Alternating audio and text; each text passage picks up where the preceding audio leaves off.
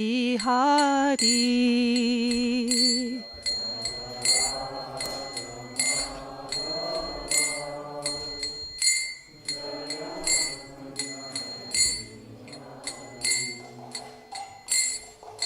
Gopi Jana Vallabha Jayo Giri Varadhari Jayo Giri Varadhari.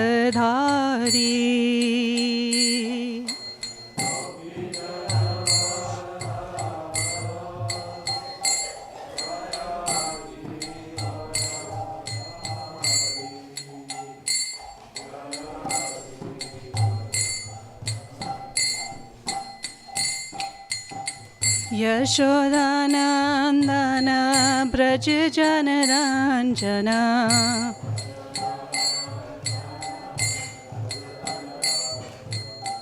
Yashodanandana Braja Janaranjana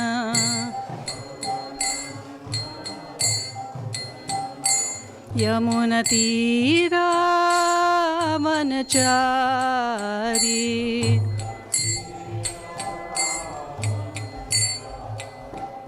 Yamunatira Vanachari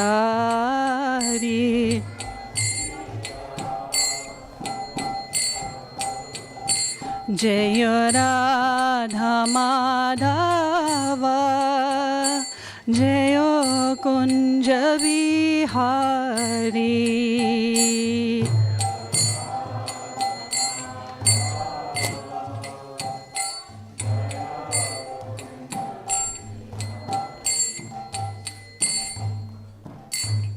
Om Namo Bhagavate Vasudevaya. Om Namo Bhagavate Vasudevaya. Om Namo Bhagavate Vasudevaya. So today the Srimad Bhagavatam reading will be from Canto 3, Chapter 4, Text 24. Sata Mahabhagavatam Vrajantam Kauravarshava Vishrambhab Abhyadatedam Mukyam Krishna Parigrahe. Sata Mahabhagavatam Vrajantam Kauravarshava Vishrambhab Abhyadatedam Mukyam Krishna Parigrahe. Sata Mahabhagavatam Vrajantam Kauravarshava Vishrambhad Abhyadatedam Mukyam Krishna Parigrahe. Would anybody like to try? Satam Mahabhagavatam Vrajantam Kauravarshava Vishram Abhyadatedam Mukyam Krishna Parigrahe. Satam Mahabhagavatam Vrajantam Kauravarshava Vishrambhad Abhyadatedam Mukyam Krishna Parigrahe. Vaishnavis?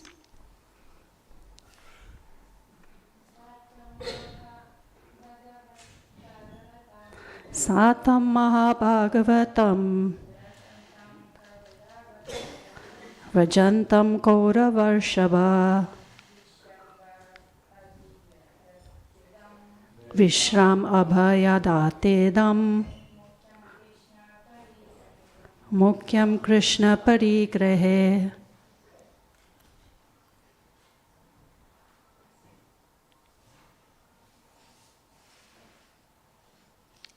Thank you.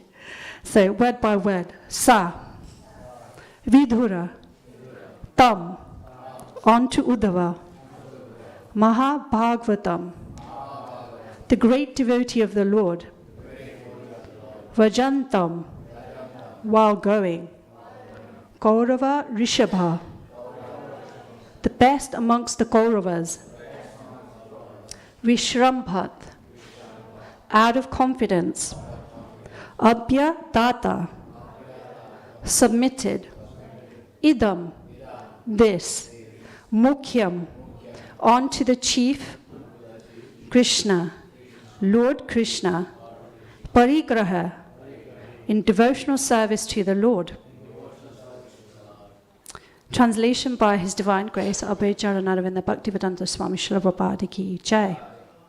While Uddhava, the chief and most confidential amongst the devotees of the Lord, was going away, Vidhur, in affection and confidence, questioned him. Purport. Vidhur was much older than Uddhava.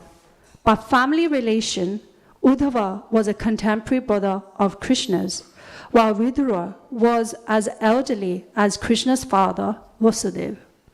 But although junior by age, Uddhava was much advanced in the devotional service of the Lord, and therefore he is described herein as the chief amongst the devotees of the Lord. Vidura was confident about this, and thus he addressed Uddhava in the higher category.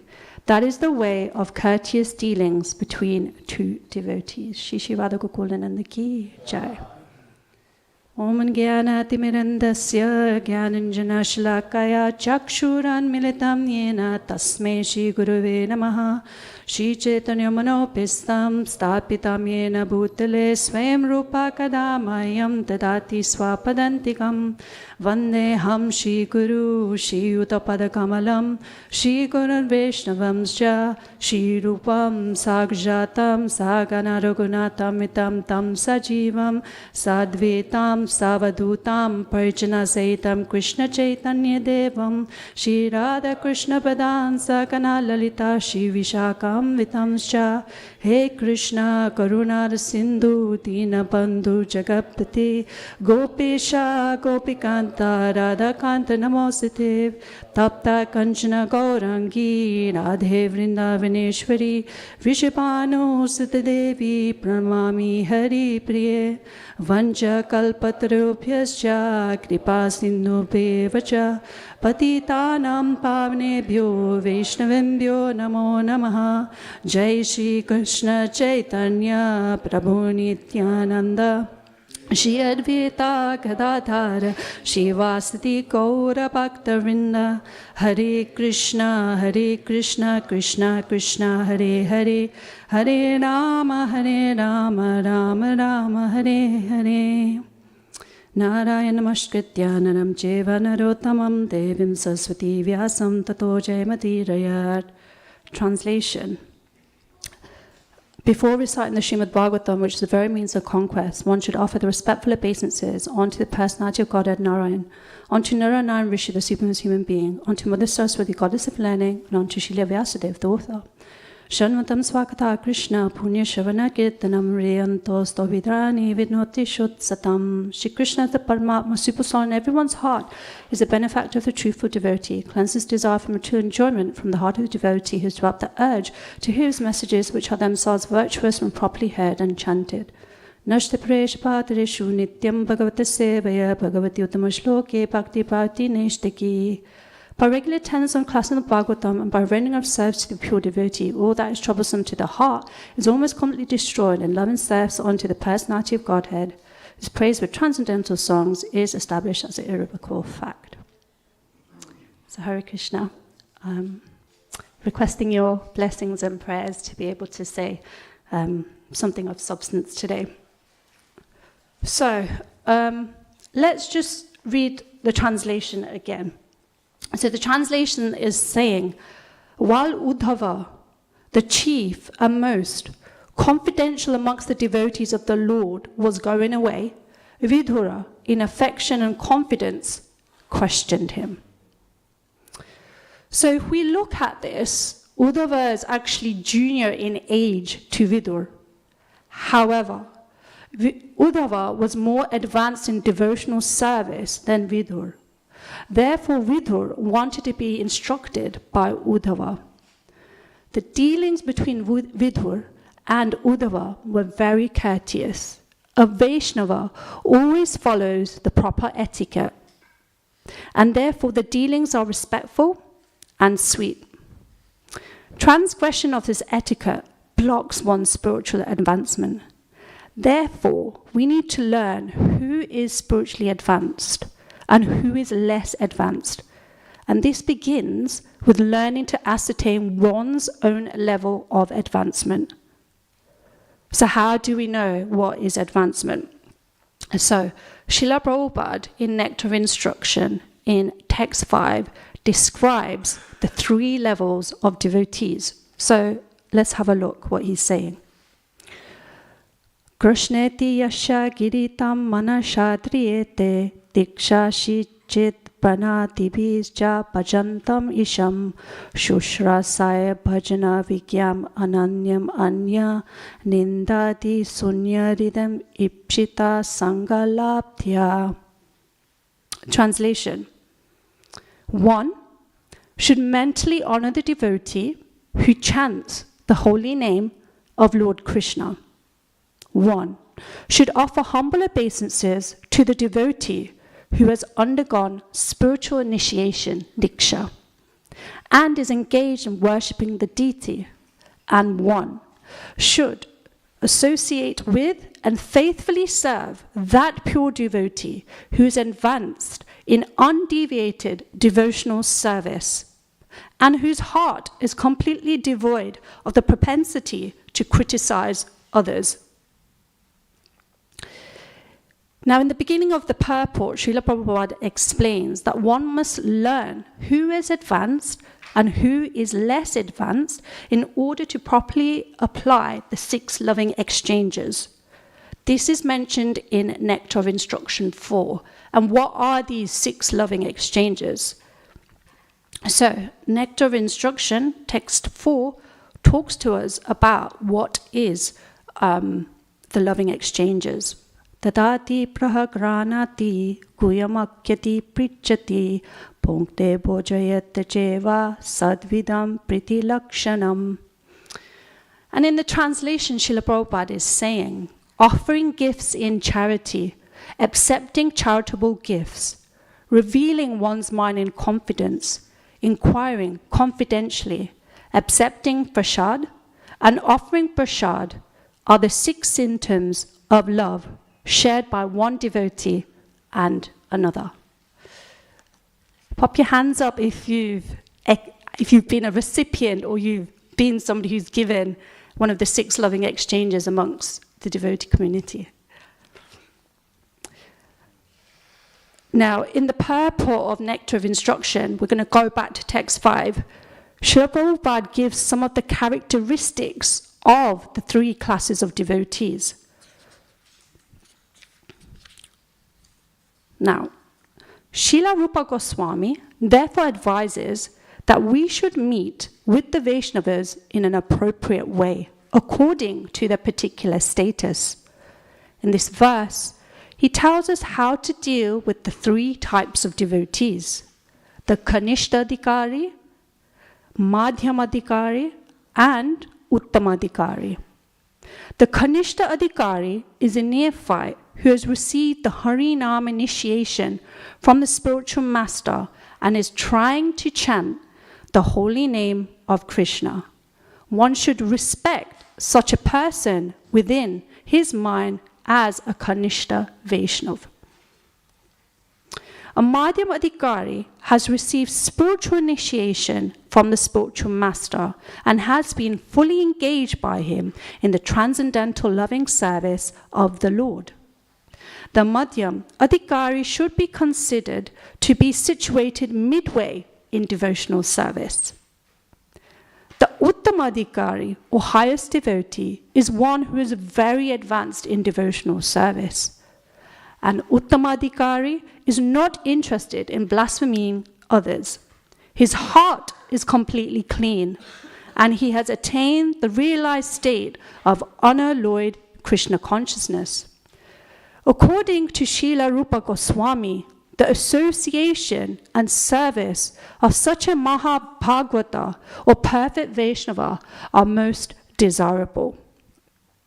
I'm going to read a little bit more. One should not remain a Kanishta Adhikari, one who is situated on the lowest platform of devotional service and is interested only in worshipping the deity in the temple. One therefore has to raise himself from the position of Kanishta Adhikari to the platform of Madhyam Adhikari. This is the way to cultivate devotional service properly. Therefore, in this verse, Srila Rupa Goswami has advised us how to treat various devotees. In our devotional life, we should try not to remain stagnant. We should try, with each passing day, some days are better than others, to try and progress gradually in our spiritual life. Now, Bhagavad Gita has many verses describing the qualities of what a spiritually advanced person looks like. So let us see, firstly, the qualities of those who are pure devotees. So I'm going to read from chapter 12, 13 to 14.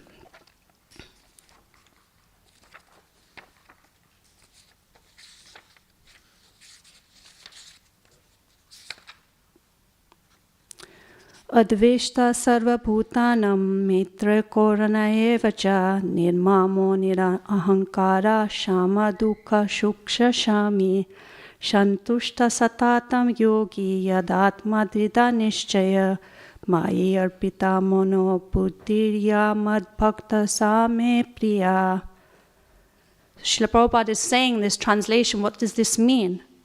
One who's not envious, but is a kind friend to all living entities, who does not think himself a proprietor and is free from false ego, who is equal in both happiness and distress, who is tolerant, always satisfied, self-controlled, and engaged in devotional service with determination, his mind and intelligence fixed on me. Such a devotee of mine is very dear to me. So in this context, we can think about spiritual masters. Spiritual masters are forever, 24/7, trying to think about Krishna, trying to spread Krishna consciousness, trying to encourage their disciples to do more and more. Think of innovative ways in how we can spread Krishna consciousness. Now, you may have heard this and think, I'm not even a pure devotee. Do I even stand a chance?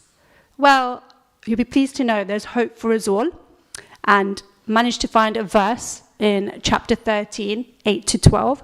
Now, this is one of the longest verses in Bhagavad Gita. So, we're going to chapter 13, and it's 8 to 12. So let's have a look at what these qualities are. Amanitvam adhampitvam ahimsa shanti arjavam acharyopasanam socham steryam atma vinigraha indiyate shuvarekyam anahankare vacha janma mrityu jara vayati dukkha dosha nudarshanam ashaktirana pishvagna putradhara grahadishu nityam cha samachitatvam ishtanishto papatishu mayi chananya yogena bhaktir avyabhicharani vivikta desha sevitvam arati jana samshada adhyatma gyan nityatvam tattva gyanartha darshanam itad gyanam iti proktam agyanam yad atha anyata. Told you it was long. So, translation. Humility, pridelessness, non-violence, tolerance, simplicity, approaching a bona fide spiritual master, cleanliness, steadiness, self-control, renunciation of the objects of sense gratification, absence of false ego, the perception of the evil of birth, death, old age and disease, detachment, freedom from entanglement with children, wife, home, and the rest, even-mindedness amid pleasant and unpleasant events, constant, unalloyed devotion to me, aspiring to live in a solitary place, detachment from the general mass of people, accepting the importance of self-realization and philosophical search for the absolute truth. All these I declare to be knowledge, and besides this, whatever there may be, is ignorance. So we can't look at all these qualities, that's another class in itself. But I remember going to a retreat many years ago, and I remember Maharaj also advising that if you want to see how much progress you're making spiritually, every Ekadashi, you can look at these qualities and see how you've made progress. Have you become more humble? Have you become more tolerant? And let me tell you, when you desire to work on these qualities, Krishna will certainly test you. He'll put you in situations, oh, so you think you're tolerant? Here, how are you going to deal with this? You think you're self-controlled? Okay, deal with this situation. But the key thing is, we're trying. And let's just unpick just two of these. So if I was to ask you, and have a go, and please don't worry if you're unsure, what do you think is the difference between humility and pridelessness? Is there a difference? What do you think? Have a go.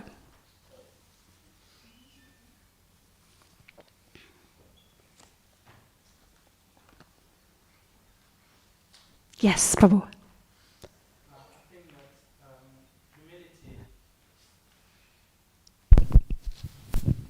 Humility will be a positive way of, like the quality. Pridelessness will be like the negative way, like we should negate pride. The humility is something we should aspire for, develop, like this. So that will be like the difference, I think. Okay, yes, Prabhu.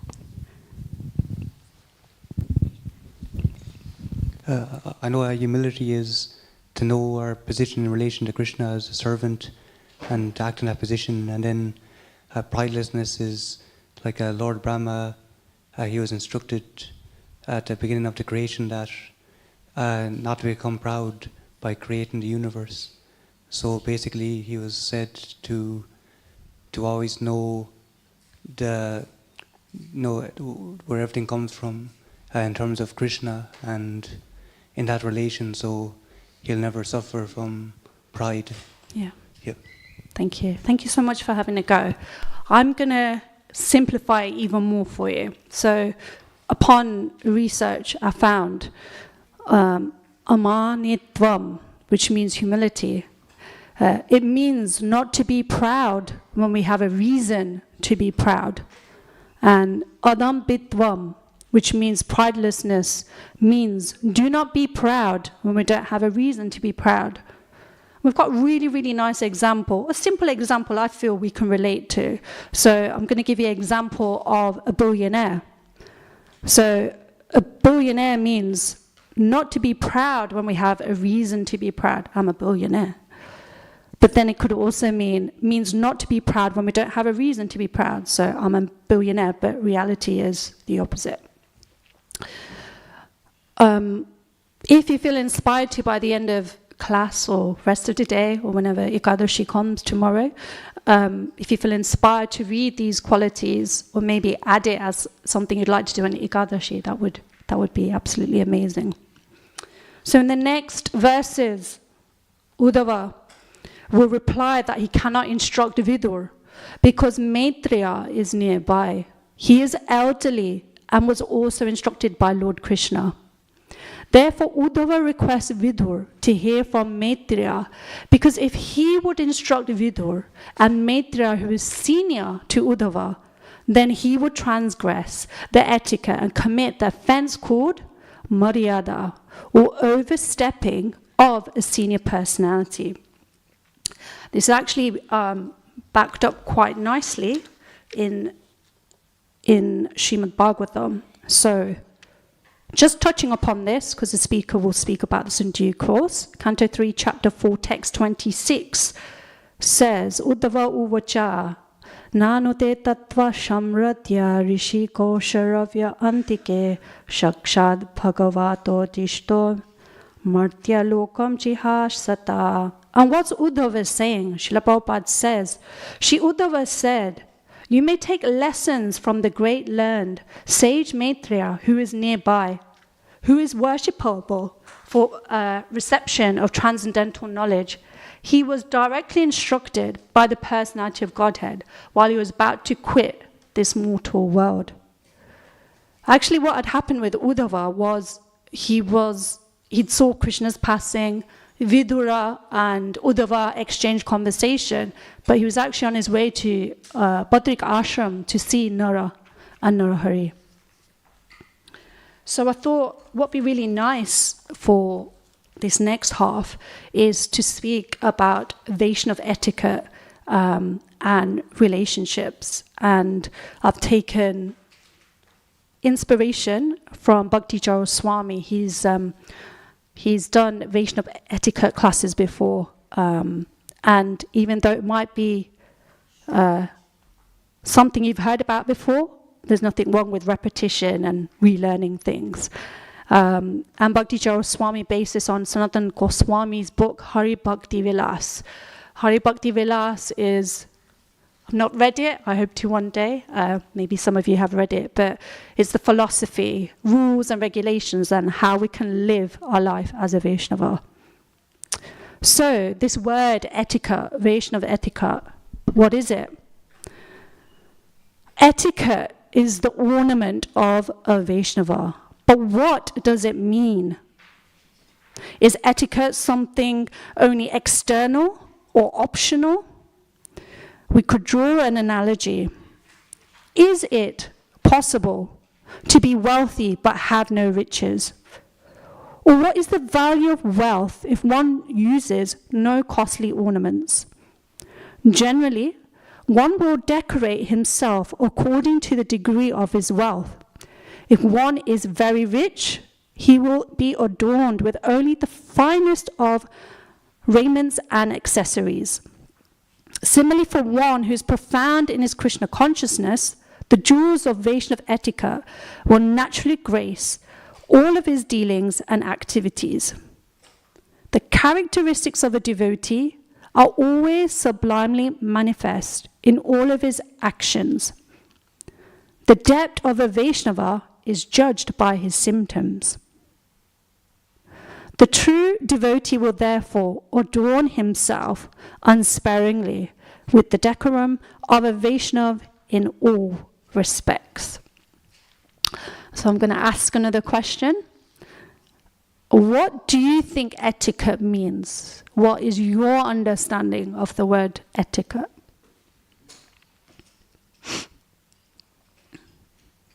Any takers? Yes, Prabhu.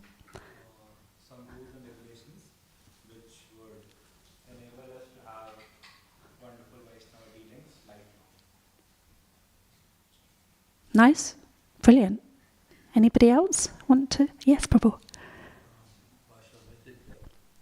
Reflects the philosophy that we live by. I like it. Etiquette, the philosophy we live by. Anybody else want? Yeah, behavior.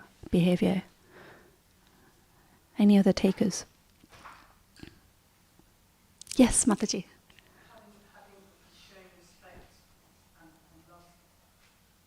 Yeah, respect, love. Yeah. Isn't it from Nectar Instruction? 6 loving exchanges. Yeah.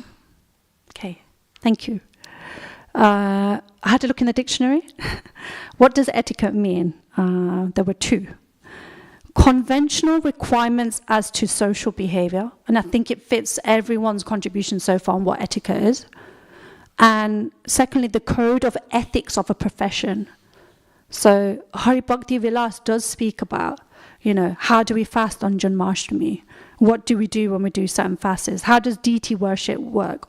You know, everything has rules and regulations. We can't just do things whimsically.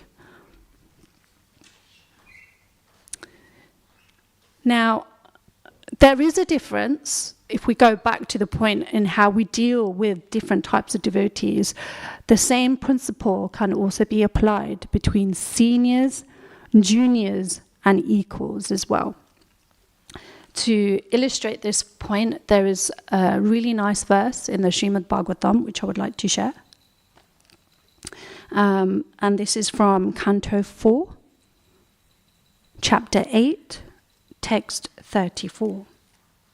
And when I read this, I want you to think about your interaction with devotees, and if anybody is kind of coming to mind. Gunatikam mudam lipshat anukrasham gunadamat metram samatan anvichin natape abhibhuyate. Translation. What does this mean? What is Srila Prabhupada saying? You can see on the screen as well. Every man should act like this. When he meets a person more qualified than himself, he should be very pleased. When he meets someone less qualified than himself, he should be compassionate toward him. And when he meets someone equal to himself, he should make friendship with him. In this way, one is never affected by the threefold miseries of this material world. The purport is definitely worth exploring as well, because it explains the translation so nicely. Generally, when we meet someone more qualified than ourselves, we become envious of him. When we find someone less qualified, we deride him. And when we find someone equal, we become proud of our activities. These are the causes of material tribulations. The great sage Narada, therefore, advised the devotee should act perfectly. Instead of being envious of a more qualified man, one should be jolly to receive him. Instead of being oppressive to a less qualified man, one should be compassionate toward him just to raise him to the proper standard. And when one meets an equal, instead of being proud of one's own activities before him, one should treat him as a friend. One should also have compassion for people in general who are suffering due to forgetfulness of Krishna. These important functions will make one happy within this material world. That's why devotees are so merciful. You know, they go out preaching. They, as George Harrison says, everybody needs Krishna in their life. They just don't know it. So rather than being negative, rather than being envious, you can flip it around on how you can actually develop and foster positive relationships with people according to someone who's senior, equal, or someone who may not be to your level. In summary, if we were to summarize this, in presence of an elder, one should not be very eager to impart instructions, even if one is competent and well-versed. And we see that this was demonstrated from Uddhava. He knew the correct etiquette. That's why he advised Vidura to go and see Maitreya. But actually, if you look at our Shastras, we have many examples of juniors who are very qualified. Sukadev Goswami came to the assembly of Parikshit Maharaj at just the right time. There were so many qualified sages present, but Sukadev Goswami was the one who was able to instruct Parikshit Maharaj, and everybody else assembled there benefited. So Parikshit Maharaj was able to listen to Krishna Katha for 7 days. Kapila Muni, yes, he was the son of Devuti. Yes, he is a supreme personality of Godhead. But still, as a junior, he was still instructing his mother about devotional service, devotional life. What is the goal of life? Prahlad Maharaj was another wonderful example. He was preaching among his peers. But even his father, who put him through so many atrocities, he did his best. Jada Bharat, a humble soul, who is also speaking about Krishna. All these exemplary souls were humble. They didn't find fault. In fact, out of all of them, Prahlad Maharaj would be the one who could try to find fault, but he didn't, especially after what he went through. And when I actually read that, I thought about Lord Krishna and his exchanges with family members. So when he would meet the Pandavas, he would actually bow down to Maharaj Yudhishthira because he was the elder. He would embrace Bhim and Arjun because they were his peers, but Nakul and Sahadev would bow down to Krishna because he was older than them. Shri Shri Radha Gokula Nanda ki, Sitaram Lakshman Hanuman ki. Okay, I have another question for you. What is the biggest obstacle, hindrance, impediment that can actually block our spiritual advancement? What is the number one obstacle that can block? Yes? Not being sincere. That could, but hopefully with sincerity and with association, that can change. There's something a little bit more stronger than that. Thank you, though. Yes, Prabhu. Yeah, that's it. Vaishnava Aparad. Fault-finding, criticizing, offending Vaishnavas. Again, we have examples of this in our Shastras. Isn't it amazing how many examples we can pull out?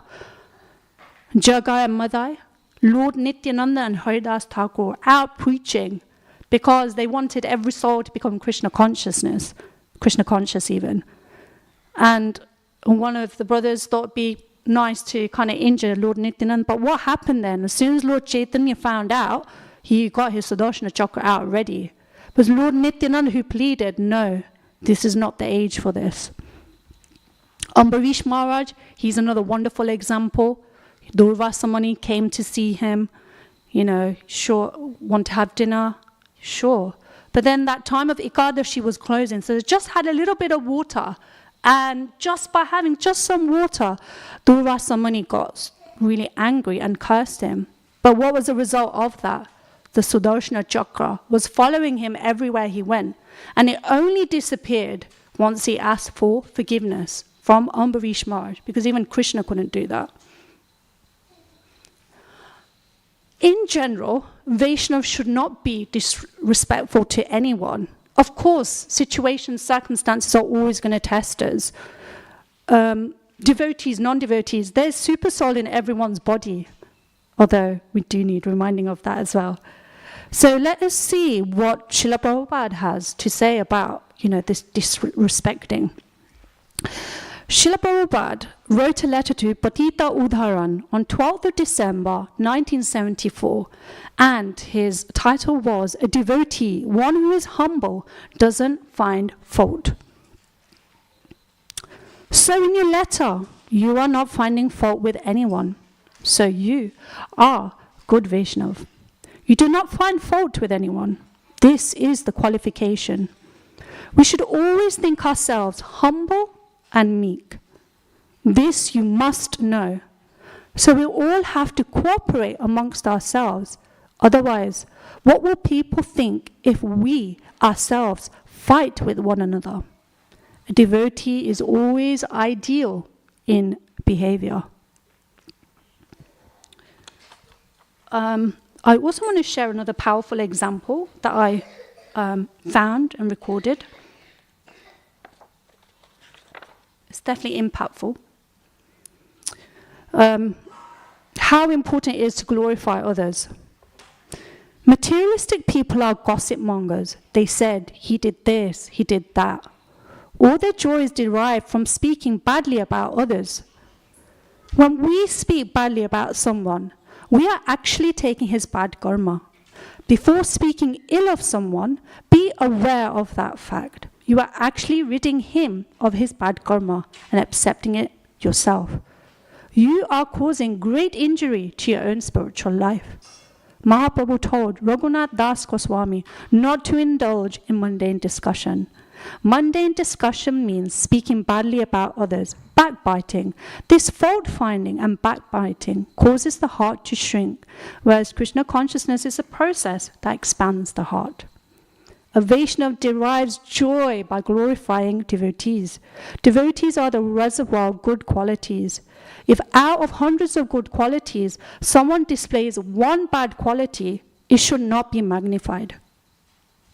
Make it a point to create a very nice atmosphere by glorifying others. That is what Sri Chaitanya Mahaprabhu wanted, desiring no respect, glorification, adoration for ourselves. We should offer all respect, glorification, adoration to the Vaishnavas.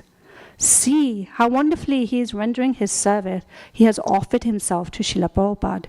That is how we should see every Vaishnava, what to speak of a very Vaishnava, of a very senior devotee. Then a very nice atmosphere will be created. Vaishnavas are like swans. They live in a very clean lake. The crows live wherever there is garbage. This becomes very obvious in Kolkata in the morning. When we were in Kolkata, I used to chant on the rooftops sometimes. I would see there are crows and there are pigeons. The pigeons would fly to the rooftops. People would throw grains and the pigeons would take the grains. But no crows would come. They would gravitate towards the garbage. And that's actually from Bhakti Chara Swami. When I was thinking about devotees, maybe you know within your own friendship circle or people in general who don't criticize, the one devotee that kind of came to mind was His Grace Jayananda Prabhu. Now, if you're not sure who this devotee is, when you go to Rath Yatra, you'll see a picture of devotee at the back. That is Jayananda Prabhu. And he was always positive. There's never mention of him criticize.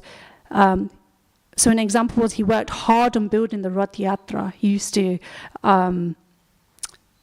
offer arti to the wheels, offer agarbatti incense stick as well. But one story which I was like, wow.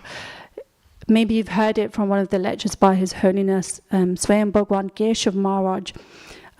He spoke about how he went to see a devotee who had left Krishna consciousness because maybe a fault of his had been magnified. But this devotee actually ended up taking up a job that you would never dream about, the complete opposite of the 4 principles that we follow. And he was actually working in the butchers. But Jayananda Prabhu just went there, gave him a hug, regardless of what the environment was like. Prabhu, where are you? I've missed you. When will I see you again? Just that one act encouraged, motivated that devotee to come back to Krishna consciousness, which I thought was really beautiful. You may have some examples that you might be thinking right now. So to summarize, I'm just going to go back to what I actually said at the beginning. So we learned that Uddhava is junior in age to Vidhur. However, Uddhava was more advanced in devotional service than Vidhur. Therefore, Vidhur wanted to be instructed by Uddhava. The dealings between Vidhura and Uddhava were very courteous. A Vaishnava always follows the proper etiquette, and therefore their dealings are respectful and sweet. Transgression of this etiquette blocks one's spiritual advancement. Therefore, we need to learn who is spiritually advanced and who is less advanced. And this begins with learning to ascertain one's own level of advancement. So would anybody like to add anything more on what's already been shared in the class, or has anybody got any comments they would like to share?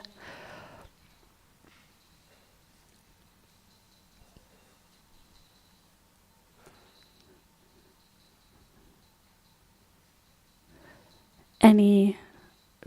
Yes, Prabhu, please.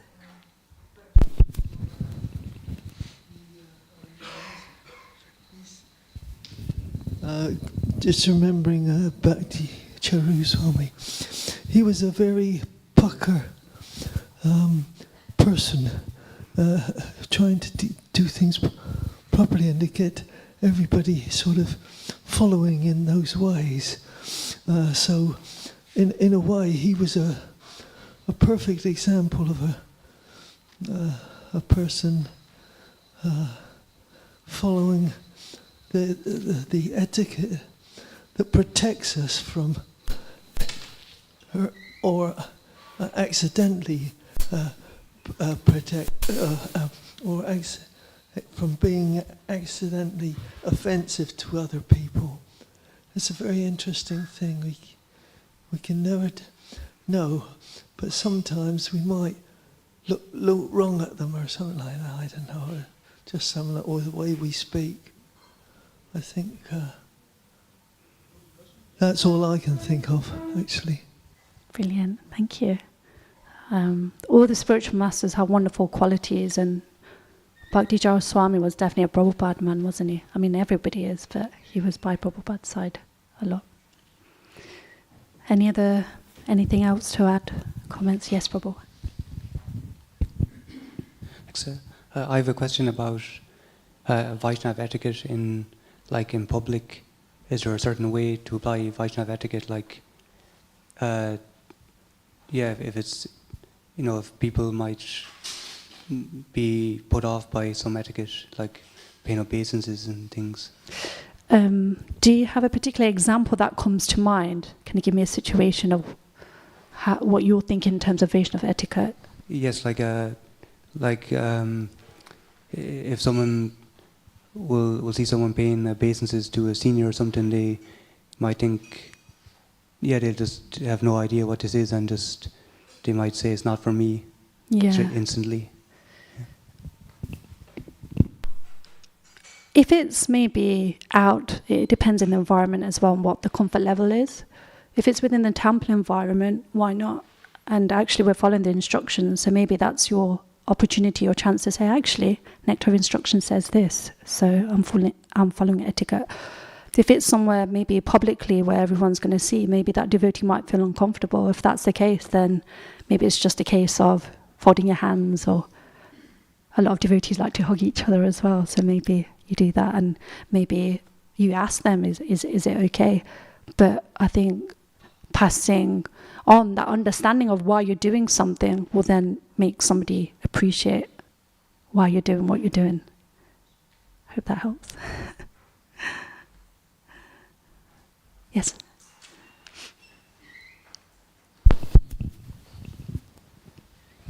Hare Krishna. I wonder if you could say something about the difference between just fault finding and criticizing, and actually having to speak out when there's some sinful or unacceptable behavior offending other devotees going on. Yeah. Which is a big issue, I think. I'm really glad you brought that up. I was hoping somebody would. Sometimes, of course, it is necessary for you to pick up if someone's not doing something correctly, but it's also an opportunity for them to learn why that fault is being corrected. I also think it's the nature and how you speak to somebody, because Bhagavad Gita also says that speech shouldn't be agitating to the person receiving the instruction. So, do you know that person personally, or do you know somebody who knows that person? Is it going to be better coming off from that person who might be their mentor, for example? Then that message would be relayed in such a way that, they're going to accept as like, I need to rectify that. Or is it coming from a complete stranger, and the way that message has been communicated is, don't you know, you're not meant to put your legs in front of the deities. How could you do that? Don't you know this? You're so silly. As opposed to, Prabhu Mataji, the best way to sit in front is, to try to sit with your legs crossed, or if you feel you can't sit down for a long period of time, maybe you want to consider sitting on the chair, or if you really want to sit down, maybe put your feet away so it's not pointing towards, the deities or Srila Prabhupada. So the way the message is relayed is so important. I hope that's helpful. I think that's how I would try to handle that situation. Okay, thank you.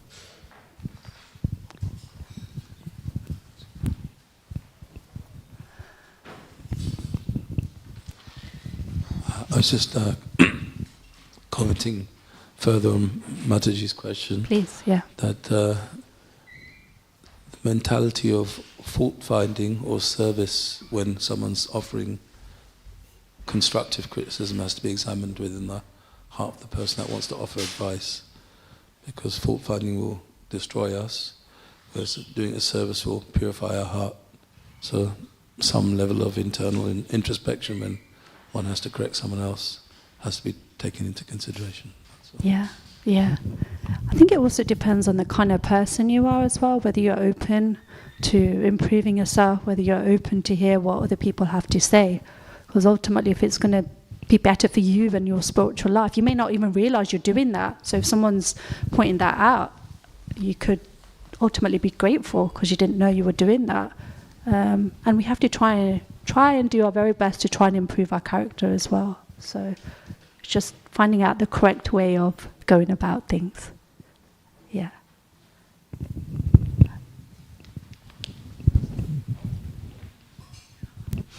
Hare Krishna. If you have near to you maybe one person that seems that criticize a little bit, how can you do to not criticize that person that is criticizing the devotees? Try to look at the positive qualities that they have, apart from, though you might find it hard, it might be, they make beautiful garlands, or, they do the arti nicely, or they're a very good preacher. Unfortunately, there are going to be people in this world, and devotees as well, who have the propensity to criticize, but that doesn't mean you follow their behavior.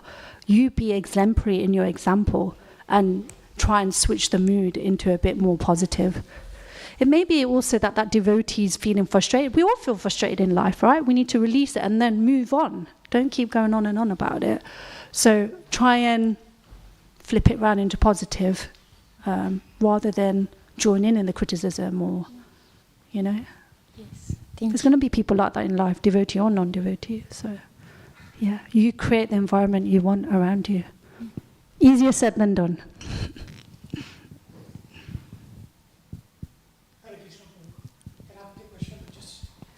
I just came in. It's nice to hear your voice. When you mention devotee and non-devotee, can you explain to me what it is? The difference between non-devotee and devotee? And is it a comparison? We shouldn't be comparing devotees and non-devotees. Actually, we're all super souls. We're all souls, sorry. Hare Krishna, thank you. That's your answer. Okay. This is on a very high level. And the second question, when we pray to Ram, Sita, Lakshman, Radha Rani, Radha Krishna, we know that Krishna himself is Ram. Ram himself emanates from Lord Vishnu. Why don't we go to Lord Vishnu straight? Why don't we go to Lord Vishnu straight? Because here we are human beings, we bypass all the gods, all the demigods, everybody, we go to Krishna. But Krishna himself comes from Mahavishnu, the Trinity. So why don't we go to Lord Vishnu? Because we've got this type of protocol of thinking like this. This will be, if you give me one of your lights on this level. It depends how you set your life. Bhagavad Gita speaks about if you worship the demigods, you will reach the planet of the demigods. If you worship Krishna, you will reach the planet of Krishna. It might be, in this life, we might not be successful. Who knows what birth this is, what number birth this is, we can't count. But it might be that you weren't successful. So then Krishna also says in the Bhagavad Gita, you'll get an opportunity to take birth in a family of a brahmana or a family of aristocratics. I've also heard, I remember many, many years ago, a question was raised, what happens if we're in Vaikuntha? Can we still progress from there? You can progress from there, but it depends what your goal is as well.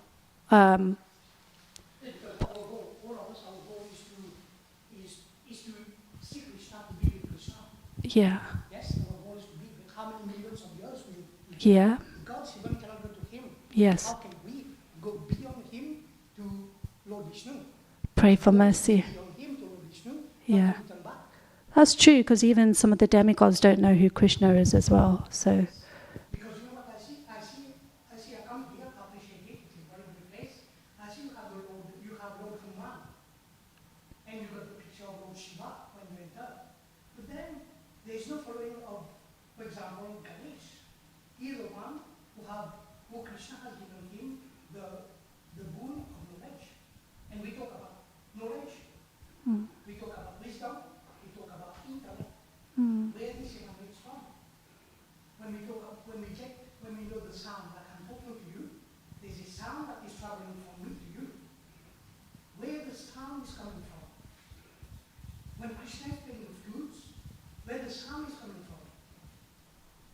The sound comes from somewhere. It comes from Saraswati, who is a consort of Brahma. So we need to give our respect to every single human being, because you're human, and to every God. we definitely agree. One of your great devotee, Gauranga Das Prabhu, in his lecture, he mentioned one thing. He mentioned that you need to respect all and everywhere the places in India are very spiritual. If you walk through all the steps of it, then it is a part of spirituality you've conquered. We do, yeah, go on, Prabhu. Did one say? No, go on.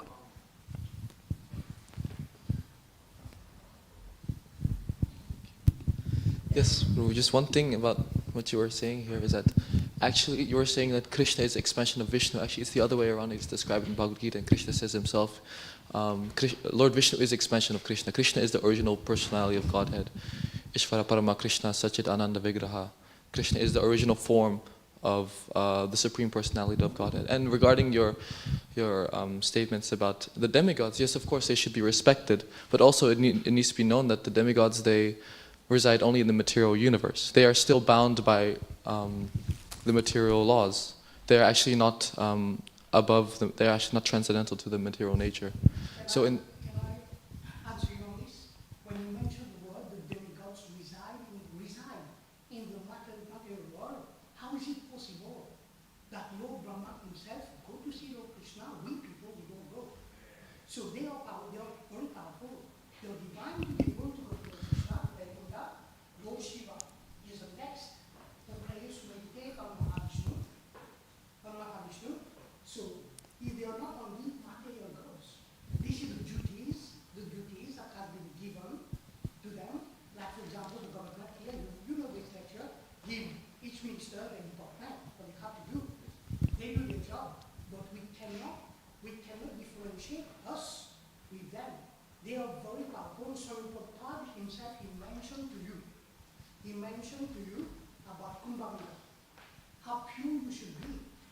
You go to Kumbh Mela with the mind, you should be pure, because it is so powerful that those deities over there, we can know the one, can know the face. Okay, so actually Lord Brahma was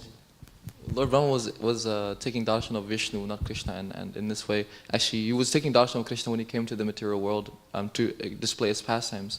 But actually, it said even the demigods, and the great sages, they would meditate for years and years and perform so many austerities just to get darshan of Krishna. But still, it's not possible for them. Only for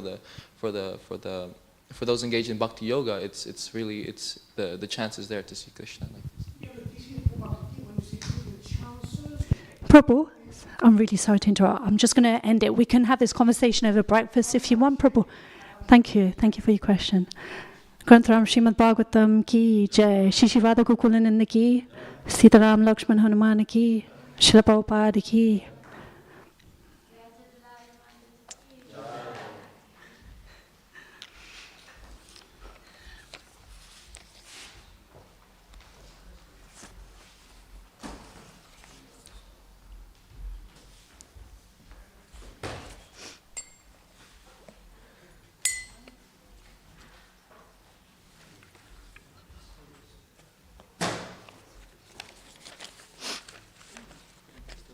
No, please. Thank you. I didn't think it was in the start, so someone thought you were back. I was like, okay.